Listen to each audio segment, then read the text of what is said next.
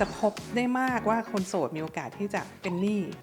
ก่อนหนี้ไปเรื่อยๆคนยุคนั้นอาจจะมองว่าการไปอยู่ nursing home มันเป็นช้อยส์ของคนที่ถูกทอดทิ้งแต่คนยุคนี้เขามองว่ามันเป็นทางเลือกอยากฝากถึงคนโสดว่าความโสดเป็นแค่สถานะไม่ใช่สิ่งที่เอามาวัดคุณค่ากันมุมมองจากคนอื่นที่เขามาแบบตีค่าคนโสดว่าคุณคือของเหลือหรือเปล่า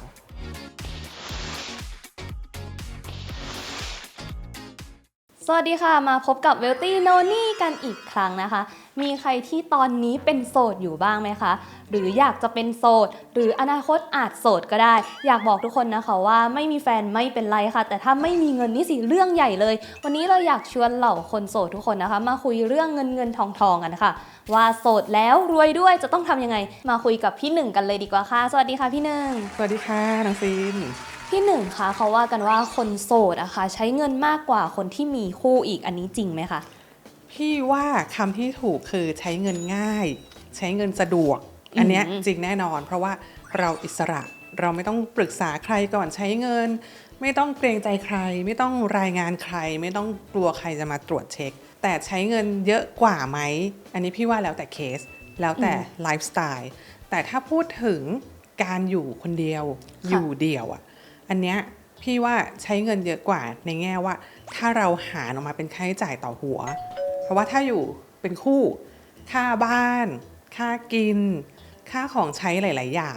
มันหาร2ต่อหัวมันเลยจะถูกกว่าดังนั้นน่ะการอยู่เดี่ยว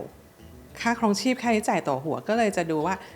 เยอะกว่าแล้วแนวโน้มเรื่องแบบความเหงาหรือความเบื่ออะไรอย่างเงี้ยค่ะพี่หนึ่งมันเกี่ยวได้ไหมคะมันจะเกี่ยวก็ต่อเมื่อเราไม่ได้มีกิจกรรมอะไรที่ไว้ใช้แก้เบื่อนอกจากการใช้เงิน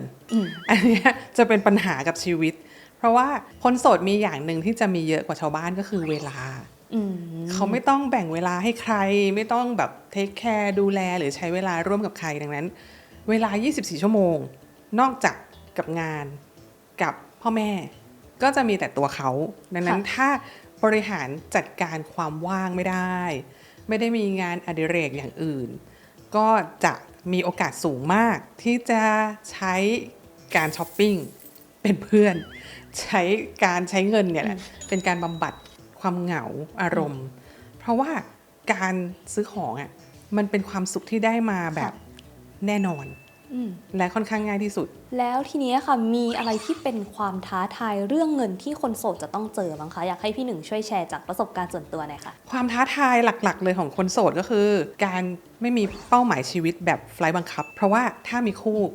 มันมีเรื่องของการแต่งงานรออยู่มันมีเรื่องการมีลูกดังนั้นทั้งสองอย่างนี้มันเลยเป็นไฟล์บังคับในการแบบว่าต้องวางแผน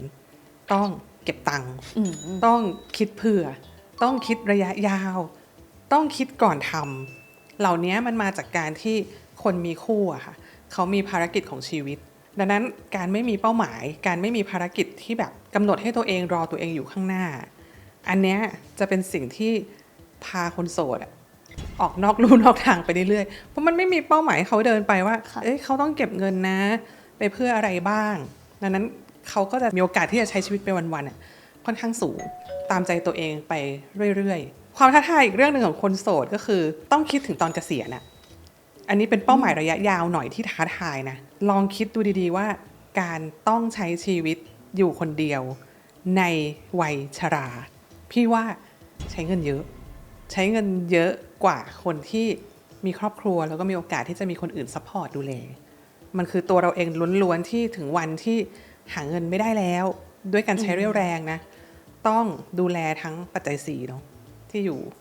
อาหารของใช้เสื้อผ้าค่าใช้จ่ายในเรื่องของสุขภาพซึ่งทั้งหมดมันอยู่บน2บ่าของเราคนเดียวอันนี้พี่ว่าท้าทายมากอีกความท้าทายหนึ่งก็คือเรื่องของการมีความเสี่ยงสูงเนาะที่จะใช้เงินจนไม่เหลือเก็บอันนี้ก็คือเกิดขึ้นได้เรื่อยๆแล้วเราก็จะพบได้มากว่าคนโสดมีโอกาสที่จะเป็นหนี้ก่อนหนี้ไปเรื่อยๆเพราะว่ามันเชื่อมโยงกับการที่ไม่มีเป้าหมายค่ะแล้วก็ไม่มีคนที่เขาต้องรับผิดชอบแล้วมีวิธีไหนที่จะปิดความเสี่ยงเหล่านี้ได้บ้างคะพี่หนึ่งจริงๆการวางแผนการเงินสำหรับคนโสดสเต็ปไม่ได้แตกต่างจากคนมีคู่เลยนะคะพี่ยังอยากแนะนำให้ใช้พีระมิดการวางแผนการเงินที่มันจะมีด่านเป็นขั้นๆเหมือนเกมที่เราต้องผ่านคนโสดก็คือ มีด่านเหล่านั้นเหมือนกับคนมีคู่เลยมันเริ่มจากการจัดการให้เรามีเงินพอใช้ก่อนเนาะสภาพคล่องต้องมีเงินสำรองต้องมีเพราะว่าเกิดอะไรขึ้นกับชีวิตอ่ะฉันตัวคนเดียวฉันก็ต้องรับมือกับเหตุการณ์ที่ไม่คาดฝันเรื่องของการดูแลคุ้มครองความเสี่ยงจัดการความเสี่ยงเนาะเรื่องประกันโดยเฉพาะประกันพวกสุขภาพโรคร้ายแรงรวมถึงพี่ว่าคนโสดอาจจะต้องเผื่อไปกรณีที่เราต้องมีคนซัพพอร์ตดูแลเราในยามที่เจ็บป่วยแล้วก็เรื่องของเป้าหมายเกษียณอยากให้คนโสดอะค่ะนึกถึงภาพชีวิตในวัยเกษียณของตัวเองให้ชัดเพราะมีเปอร์เซ็นต์สูงใช่ไหมที่จะอยู่คนเดียวดังนั้นออปชันแบบไหนที่เราต้องการต้องหาคนดูแลมาอยู่กับเราไหมหรือเราจะพาตัวเองไปเช็คอินใน nursing home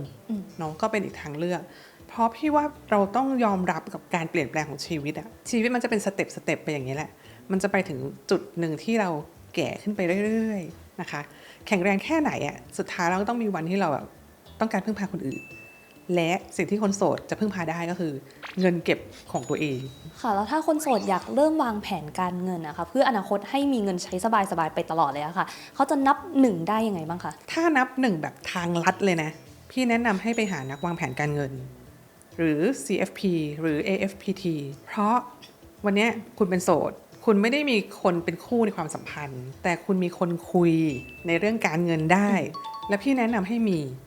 เพราะว่าคนโสดหลายๆครั้งก็จะติดนิสัยแบบทำอะไรไม่ปรึกษาใครแต่ถ้าเราตีโจทย์แตกแล้วว่าเรื่องสำคัญในชีวิตคนโสดคือการเงินน่ะการมีคนคุยที่มีความรู้เรื่องการเงินสำคัญอย่างน้อยจะมีอีกคนนึงคอยชวนเราคุยในเรื่องที่มันดีๆเรามีที่ปรึกษาเรามีคนคุยเรื่องเงินไว้พี่ว่ามันจะเป็นประโยชน์กับคนโสดมากๆและมันประหยัดเวลากับค่าเสียโอกาสในการที่ทำให้เงินเติบโตนะแล้วตอนนี้ค่ะพี่หนึ่งเราเริ่มเห็นเทรนด์คนโสดมากขึ้นนะคะอยากอยู่คนเดียวไม่อยากสร้างครอบครัวค่ะแล้วบางคนนะคะเขาก็มองว่าชีวิตตอนวัยเกษียณนะคะอยากไปอยู่ nursing home ซึ่งก็แน่นอนว่าใช้เงินไม่น้อยเลยค่ะพี่หนึ่งมองแนวโน้มเรื่องนี้ยังไงบ้างคะแล้วก็สำหรับคนที่เขาอยากเริ่มต้นในเรื่องนี้ค่ะควรจะวางแผนการเงินยังไงบ้างพี่ว่าเป็นเทรนด์ที่จะเติบโตแน่นอนอันดับแรกคือคนยุคนี้ค่ะพี่ว่าเขามีความเข้าใจแล้วก็มีค่านิยมที่เปลี่ยนไปในเรื่องความคิดเกี่ยวกับ nursing home เนาะคนยุคก่อนรุ่นปู่ย่าตายายเราอาจจะแอนตี้เรื่องนี้นะคือคนยุคนั้นอาจจะมองว่าการไปอยู่ nursing home มันเป็นช้อยส์ของคนที่ถูกทอดทิ้งใช่ค่ะแต่คนยุคนี้เขามองว่ามันเป็นทางเลือกเป็นทางเลือกสำหรับการมีคุณภาพชีวิตที่ดีนะเพราะถ้าเราคิดกับมันในแง่ที่แบบว่าใจเป็นกลางเราในสภาวะที่ไม่แข็งแรงแล้วต้องการความช่วยเหลือไปอยู่ท่ามกลางคนที่มีความรู้ที่จะสามารถซัพพอร์ตเราพร้อมอุปกรณ์ครบครันในที่อยู่ที่เหมาะกับผู้สูงอายุพี่มองว่ามันเป็นสิ่งที่ดีด้วยซ้ำดังนั้นความคิดต่อเรื่องนี้มันเปลี่ยนไปมันเปิดกว้างขึ้นถ้าจะเริ่มเตรียมตัวพี่ว่าเป็นเรื่องดีมากๆจริงๆพี่เองถ้าโสดยาวเลยนะก็ไปตรงนั้นเหมือนกันการชัดเจนกับตัวเองตรงนี้คืออะไรเราจะได้แพลนเรื่องของรายจ่ายแล้วก็เป้าเงินเก็บเกษียณได้แบบเป๊ะมากขึ้นเพราะอย่างที่น้องซินบอกรายจ่ายของ nursing home ต่อเดือนคิดว่าเท่าไหร่จากที่พี่ดูมาไม่มีที่ไหนต่ำกว่า 2-3 หมื่นดังนั้น 2-3 หมื่นบาทต่อเดือนกี่ปีคือเท่าไหร่แล้วจากอายุที่เราจะเช็คอินตัวเองเข้าไปใน nursing home จนอายุไขที่เราจากไปบางคนอาจจะถึง20 ปีนะคะถ้าพี่คิดเล่นๆว่าสมมุติตัวเองอยู่ถึง90จริงๆแล้วพี่เช็คอินตอน70นั่นคือ 70-90 ปีเวลา20 ปีนะที่พี่ต้องอยู่ใน nursing home กับรายจ่ายต่อเดือนเท่านั้นแปลว่าเป้าเกษียณพี่ก็จะแบบท้าทายขึ้นดังนั้นอยากให้คนโสดคุยกับตัวเองอีกแล้วบ้านปลายชีวิตเรามองไปเนี่ยอยากอยู่แบบไหนอยากอยู่กับใครจากตื่นจนหลับเราอยากมีชีวิตแบบไหนพอเราคิดถึงชีวิตตัวเองตรงนี้ได้ชัดโจทย์ในเรื่องของเป้าเกษียณเรื่องการเงินจะชัดเจนขึ้นแต่ทีเนี้ยมันมีจุดหนึ่งที่พี่อยากจะให้คนโสดเคลียร์กับตัวเองก็คือว่าวันที่เรายังหนุ่มสาวมีเรี่ยวมีแรงเราอยากอยู่คนเดียวแต่ถึงวันหนึ่งเราอยากอยู่คนเดียวจริงไหมเพราะวันนี้หลายๆคนบอกว่าโสดแต่จริงๆยังเลือกได้ว่าจะโสดหรือไม่โสดแค่เอาโจทย์เรื่องของการเข้าโรงพยาบาลพี่ว่าหลายคนก็ตอบกับตัวเองได้ว่าจริงๆฉันไม่อยากโสดจริงๆฉันอยากจะมีคนสักคนอยู่ข้างๆในภาวะที่ฉันแบบต้องการความช่วยเหลือไม่ว่าด้านร่างกายหรือจิตใจ แต่สำหรับบางคนก็อาจจะชัดเจนว่าคนเดียวจ้า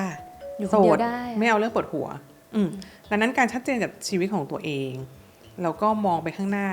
แบบที่ออกแบบชีวิตตัวเองได้จะทำให้เราวางแผนเรื่องของชีวิตแล้วก็การเงินได้ชัดเจนขึ้น สุดท้ายค่ะพี่หนึ่งจากคนโสดถึงคนโสดพี่หนึ่งมีอะไรอยากฝากไว้บ้างคะทั้งเรื่องการใช้ชีวิตแล้วก็เรื่องเงินด้วยค่ะ อยากฝากถึงคนโสดว่าความโสดเป็นแค่สถานะ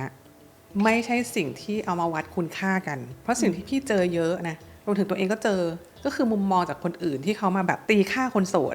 ว่าคุณคือของเหลือหรือเปล่า คุณคือคนที่แบบไม่มีคนเอาหรือเปล่า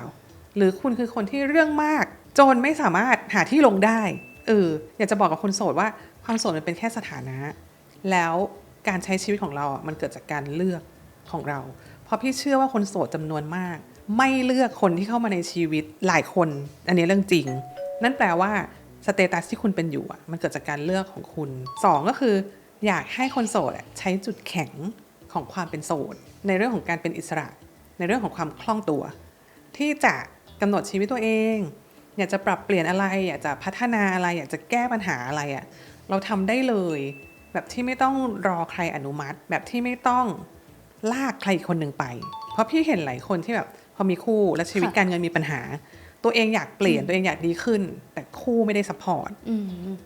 แบบนี้มันก็จะเหนื่อยดังนั้นคนโสดคุณมีจุดแข็งตรงนี้คุณใช้ให้เป็นประโยชน์ซะเนาะแล้วก็3ก็คืออยากให้รักและเห็นคุณค่าของตัวเองมากๆเมื่อเรารักและเห็นคุณค่าของตัวเองเราจะเลือกทำสิ่งดีๆให้ตัวเองการตัดสินใจหลายๆอย่างของคุณจะเปลี่ยนเมื่อคุณเห็นแก่ตัวเองไม่ใช่เห็นแก่ตัวนะเห็นแก่ตัวเองมากพอเพราะมันเกิดจากการรักตัวเองเนาะแล้วก็4แล้วกันอย่าลืมสร้าง support system คือในเมื่อเราไม่ได้มีคู่ไม่ได้มีลูกพี่ยังเชื่อว่ามนุษย์เป็นสัตว์สังคมถึงวันหนึ่งเรายังต้องการเพื่อนจงเป็นคนที่น่ารักจงเป็นคนที่ให้คนอื่นก่อนความสัมพันธ์มันเป็นสิ่งที่เราต้องลงทุนเหมือนกันนะคะนอกจากลงทุนในเรื่องเงินแล้วลงทุนในเรื่องความสัมพันธ์ตรงนี้ด้วยเพราะมันทั้งซัพพอร์ตด้านร่างกายด้านจิตใจสุดท้าย5สิ่งที่จะมีผลต่อเวลส์ของเรามากๆคือเรื่องสุขภาพไม่ว่าวันนี้คุณจะอายุเท่าไหร่ถ้าลองสมมุติว่าเกิดปัญหาสุขภาพร้ายแรงขึ้นมาเนี่ยเงินเก็บที่คุณมีทั้งหมดมันอาจจะหายไปเลยรวมถึงศักยภาพหรือโอกาสในการหาเงินของคุณในอนาคตด้วยมันจะหายไปเลยและที่เหลือมันคือการแก้ปัญหาดังนั้นลงทุนเรื่องเงินแล้วลงทุนเรื่องของความสัมพันธ์แล้วอย่าลืมลงทุนเรื่องของสุขภาพให้เวลาให้พลังสะสมเรื่องสำคัญแต่ไม่ด่วนพวกนี้ไว้เรารักตัวเองเราเห็นคุณค่าของตัวเองแล้วคนโสดก็จะมีความสุขได้ในแบบสดๆของเรานี่แหละค่ะก็วันนี้ถือว่าครบถ้วนสุดๆเลยค่ะสำหรับการวางแผนการเงินสไตล์คนโสดนะคะอย่างต้องมีเงินสำรองฉุกเฉินไว้ทำประกันสุขภาพแล้วก็อย่าลืมเรื่องวางแผนเกษียณนะคะแต่นอกจากลงทุนเรื่องเงินแล้วก็ต้องลงทุนเรื่องความสัมพันธ์แล้วก็สุขภาพด้วยวันนี้ก็ต้องขอบคุณพี่หนึ่งมากๆเลยนะคะที่มาแชร์ความรู้ดีๆให้กันค่ะขอบคุณค่ะขอบคุณค่ะแล้วมาพบกันใหม่ใน EP ต่อไปนะคะส่วนใครถ้าอยากรู้เรื่องอะไรเป็นพิเศษก็คอมเมนต์กันเข้ามาได้เลยค่ะ